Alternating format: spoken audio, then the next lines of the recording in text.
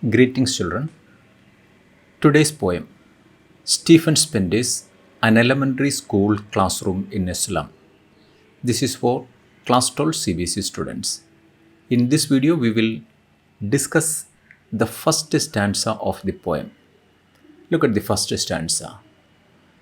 Far, far from gusty waves, these children's faces, like rootless weeds, the hair torn round their pallor, the tall girl with her weighed down head, the paper swimming boy with the rat's eyes, the stunted, unlucky hair of twisted bones, reciting a father's gnarled disease, his lesson from his desk.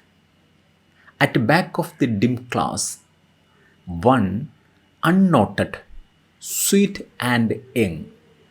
His eyes live in a dream of squirrel's game in the tree room other than this. This stanza we are going to analyze in general and line by line analysis that will help you to write all the questions related with the elementary school classroom in a slum. Look at the general analysis.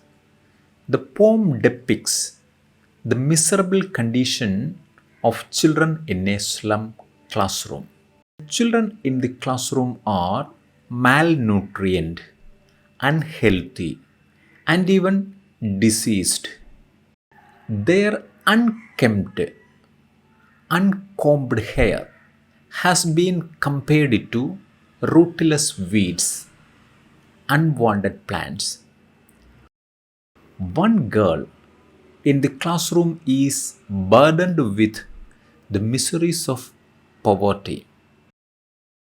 One of the boys inherited his father's disease of stunted growth.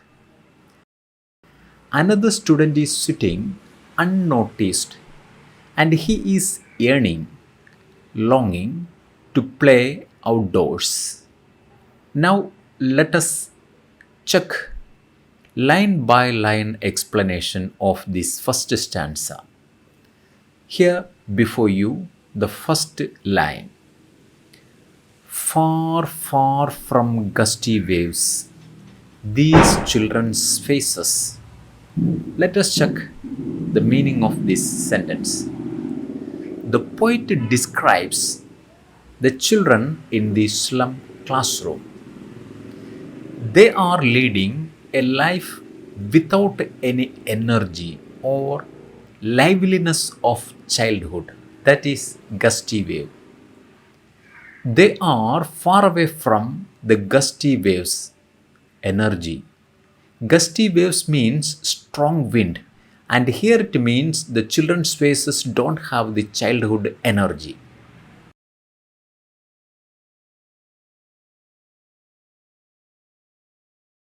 Come to the line second.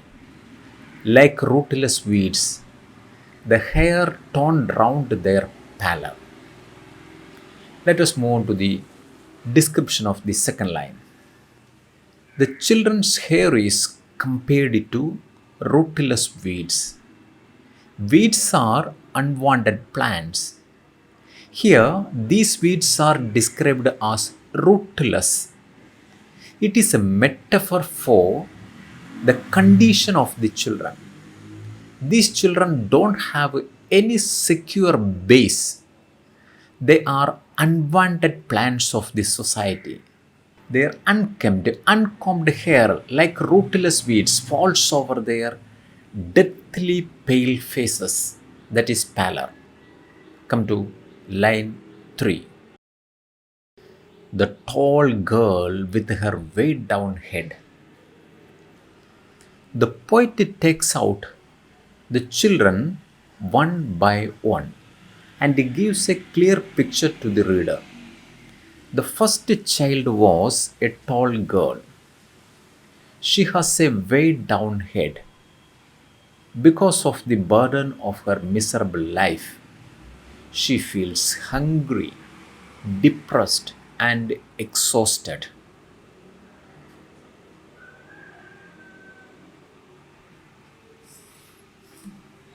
Come to line 4.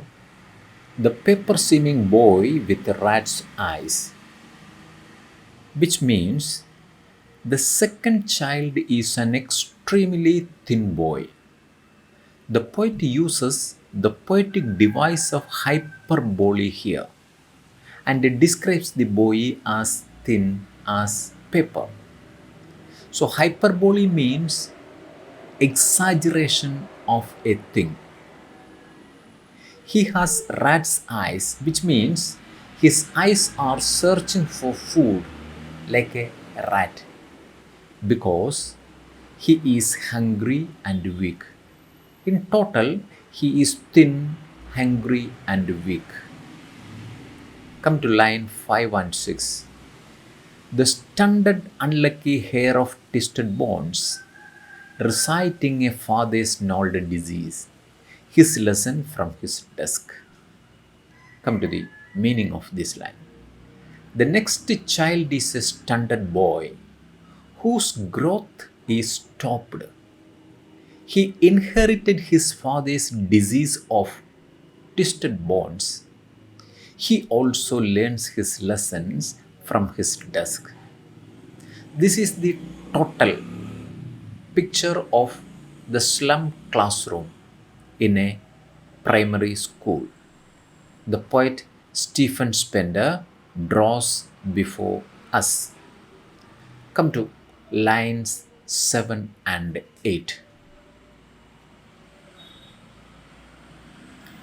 At the back of the dim class, one unnoted, sweet and young, his eyes live in a dream of squirrel's game in the tree room.